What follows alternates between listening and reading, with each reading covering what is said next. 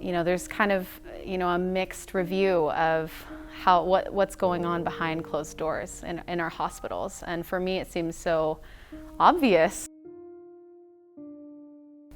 When you first enter through the negative pressure room doors, it's silent, it's quiet. You're putting on your PAPR, you're gearing up to go treat your COVID patients, and then the second you walk through those doors. People are on a lot of machines and a lot of medications that are supporting their life, and they can seem stable at 1 minute and then they can seem very unstable the next minute. It's not pretty. You do not want to experience this. And every patient that I have had that's recovered so that they don't wish this on their enemy. The toughest thing about taking care of COVID patients would be truly how sick some of them get and how long it takes for them to recover. To see that every day, just a teeny bit of progress can be something worth celebrating. Some days are really good. And some days you go to work and you really hope that just someone doesn't pass away on your shift.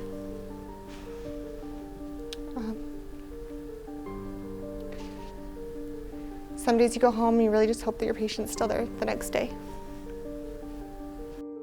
It's hard to explain, I think, to someone who has never seen critical illness what it's like without sounding somewhat scary or sounding like we're over-dramatizing the situation. When we're taking care of this large number of patients who are very critically ill, it also means that resources are becoming more scarce to treat other kinds of patients.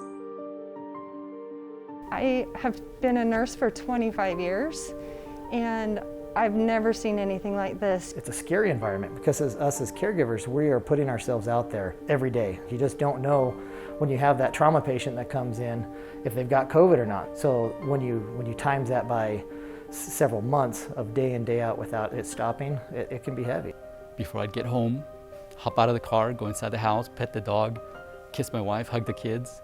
Not anymore. At this point, I had to go in, get out of my shoes, leave them in the car, take my scrubs off in the garage, go in through the basement, jump in the shower, and just scrub everything off.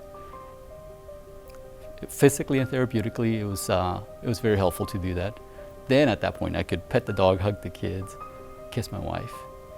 My advice would be think about others, and even if those in the community feel like they are very low risk, it could be your mother or your grandmother or your sibling who could get this, and if you can do your best to protect them, then you'll be doing everyone a favor, and including those that are close to you.